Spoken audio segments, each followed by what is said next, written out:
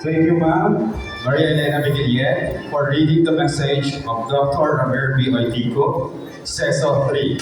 At this point, let's proceed to the reading of message of Dr. Ernesto M. Servillon Jr., MNSA CESO 6, to be read by Ms. Sheila D. Punsalan, Grade 10 Curriculum Advisor.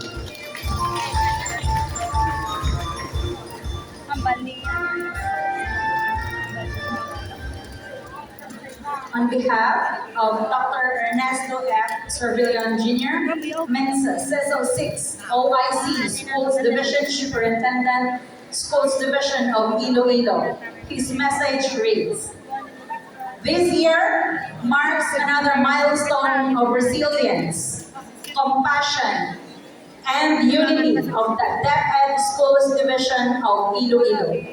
We have numerous reasons to be thankful for in our matatag journey. Successful curriculum implementation despite the challenges of extreme heat and other unwarranted situations. Improved literacy and numeracy performance. Safe learning environment. Strengthened collaboration among parents, LGUs, and other stakeholders.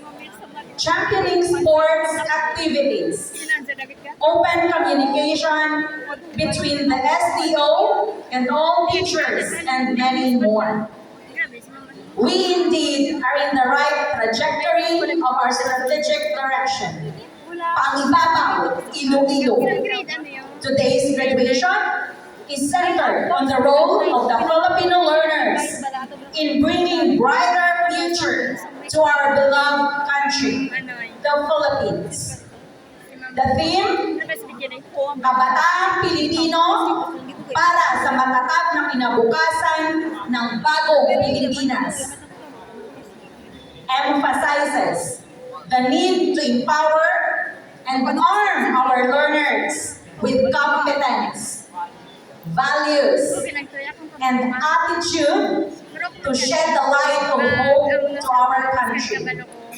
As a response, schools therefore shall continuously foster academic innovation, peace and values integration, community support in order to realize the region's mantra. Every child is a champion. As your school's division superintendent, I share the joy of bringing light to the life of the learners. I join the parents in the celebration of every learner's successful academic journey. I salute the matatag, school heads and teachers for giving life to quality learning experiences of learners. I recognize the significant roles of our partners and stakeholders in fostering harmony and peace in our schools.